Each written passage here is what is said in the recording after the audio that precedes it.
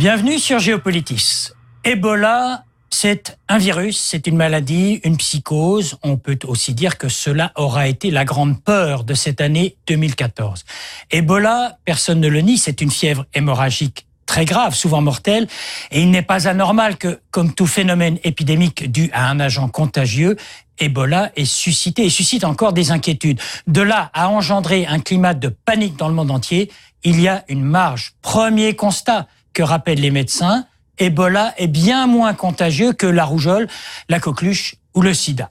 Ce qui est évident, c'est que, au-delà des quelques 5 à 6 000 morts déjà recensés en Afrique, cette épidémie est une catastrophe pour le continent. Il y a certes les pertes humaines, il y a aussi, et à cause de l'épidémie, l'effondrement de plusieurs systèmes de santé dans des pays comme le Libéria ou la Sierra Leone.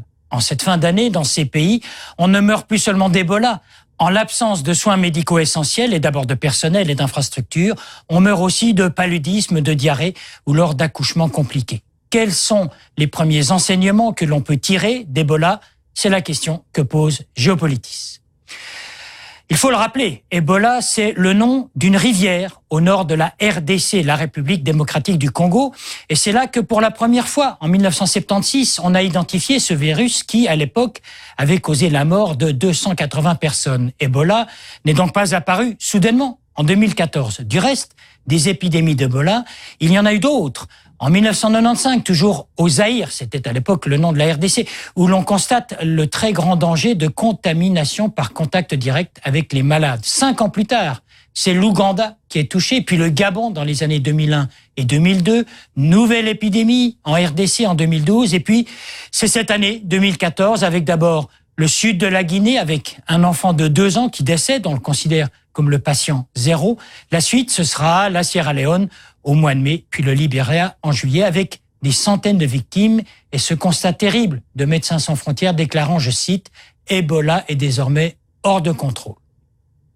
Transmission, contamination, nous y voilà. Si psychose il y a, c'est peut-être parce que les informations de base n'ont pas assez circulé largement. Ces informations, les voici. Le virus Ebola ne se transmet pas par voie aérienne dans l'air qu'on respire.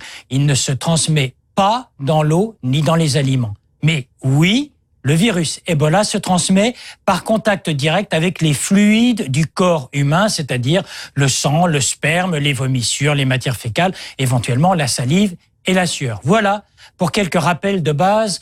Encore une statistique qui nous indique que la menace d'un nouveau virus n'est pas un événement en soi. L'OMS constate que depuis les années 1940, on a découvert quelques 154 nouvelles maladies virale. La plus terrible, bien sûr, c'est le sida, 30 à 40 millions de morts, ce qui en a fait l'une des épidémies les plus meurtrières de ces 50 dernières années.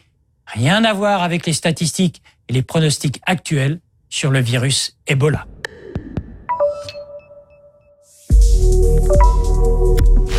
Le premier cas d'Ebola est donc apparu il y a 1 an, au mois de décembre de l'année 2013. Ce n'est que le 8 août de cette année que l'OMS, l'Organisation mondiale de la santé, a déclaré cette maladie, je cite, « urgence internationale ». Et pourtant, d'autres organismes, dont Médecins sans frontières, en toute première ligne dans ce combat contre l'épidémie, avaient tiré la sonnette d'alarme. Dès le mois de mars, on avait pris conscience de l'ampleur du mal. En somme, il y a eu du retard dans la chaîne de prise de conscience et surtout dans les processus internationaux de prise de décision. Il est vrai que, sur place, les systèmes de santé des pays concernés pouvaient ne pas avoir eu toutes les capacités de jugement. Le Libéria et la Sierra Leone, pour ne citer qu'eux, sortaient à peine de très longues et très graves guerres civiles. C'est le principe de base, la recommandation numéro 1 pour le personnel soignant, ne pas exposer 1 seul millimètre de peau. Pour se prémunir contre toute contamination, notamment avec ce que l'on appelle les liquides organiques, les équipes médicales doivent porter ces combinaisons dites de confinement biologique. Cela ressemble un peu à des scaphandres, mais en plastique ou en tissu synthétique avec des gants, des masques et des lunettes. Avec un tel équipement, le temps de travail doit être limité. On compte 40 minutes maximum pour une équipe de 2 soignants, eux-mêmes préparés, surveillés et contrôlés par une 3e personne. S'il fait trop chaud, il faut stopper le travail en cours et procéder à une décontamination qui dure une demi-heure environ. Un système de protection qui est donc particulièrement astreignant, a signalé que le coût d'une telle combinaison est, en fin de compte, peu élevé, dans les 10 à 15 euros pièce.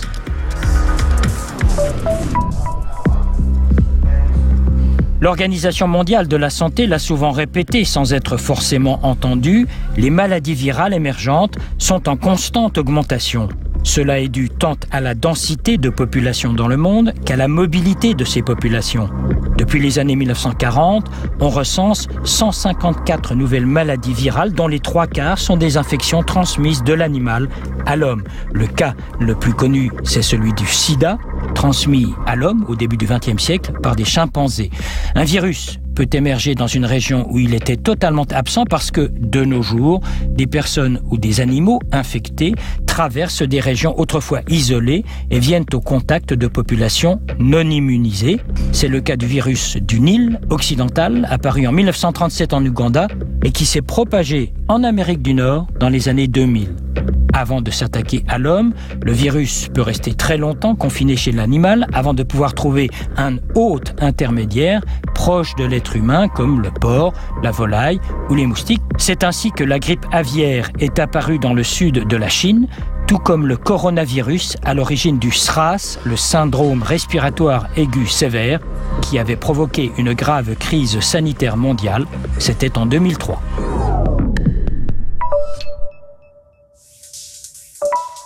L'invité de Géopolitis, le docteur Philippe Biberson, qui est directeur médical international SOS, qui est le leader mondial de la maîtrise des risques de sécurité, donc dans le monde entier, 89 pays, je crois, vous êtes présents. Vous avez aussi une longue carrière MSF, Médecins sans frontières. Avec vous, on va essayer de comprendre 2 choses.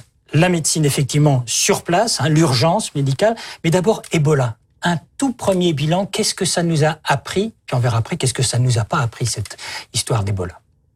Alors cette épidémie en Afrique de l'Ouest nous a effectivement appris beaucoup de choses sur le risque épidémique en Afrique en général.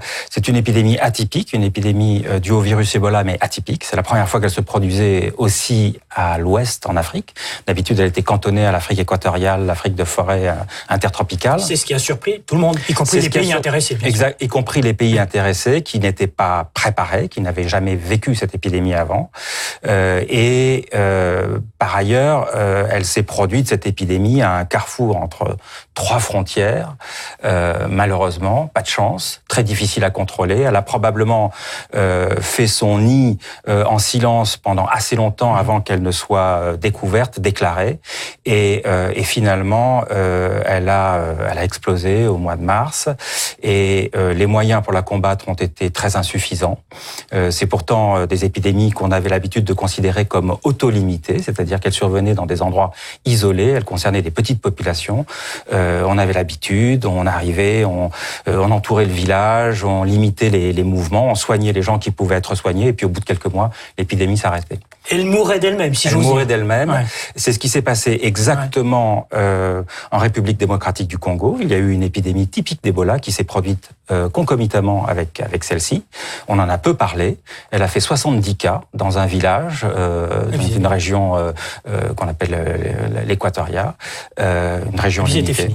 Il y a eu 48 morts et ça a été fini. Alors, cette fois-ci, ça ne s'est pas passé du tout comme ça. On ne va pas rentrer dans le débat, mais est-ce que l'alerte a été donnée suffisamment assez tôt ?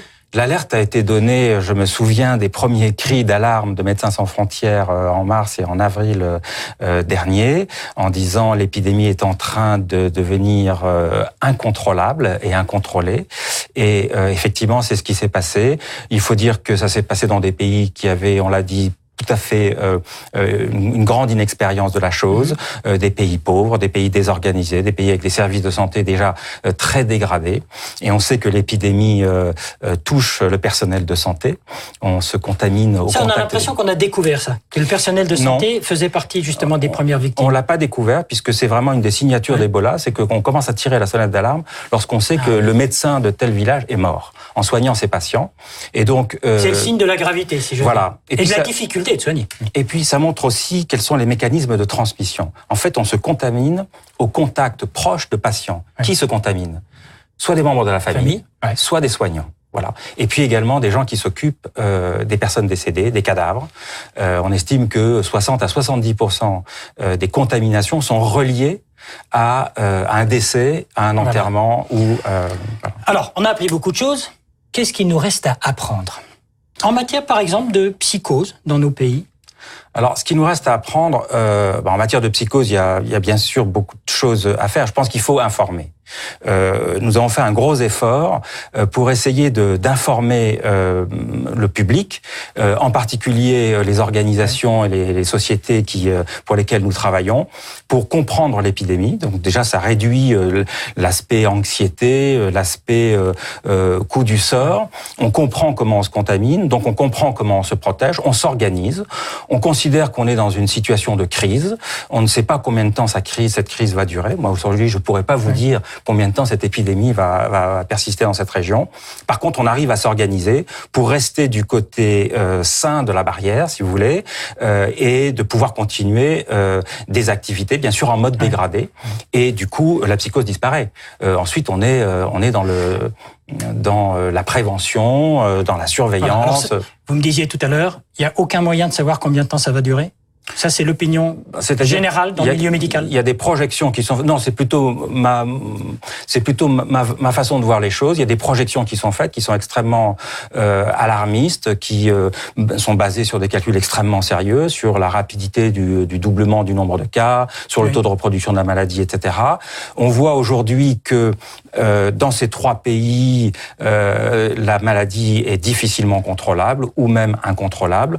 On a des chiffres qui nous sont donnés pratiquement tous les jours, mais ces chiffres sont probablement sous-évalués, et des chiffres de décès, etc. Donc, on voit que la maladie progresse, et je ne sais pas dire quand est-ce qu'elle va rencontrer un plateau et quand est-ce qu'elle va décroître et s'arrêter. Il y aura probablement quelque chose entre la conscience qu'aura la population de cette épidémie et de comment on s'en préserve, et quand ce niveau de conscience aura atteint un certain niveau, et bien peut-être que les gestes et les mesures seront prises pour pouvoir... seront suffisants. Voilà. Merci, Dr Biberson. Je rappelle que vous êtes directeur médical international SOS, qui est leader mondial en matière de maîtrise de risque c'est dans le domaine de la santé. Merci à vous.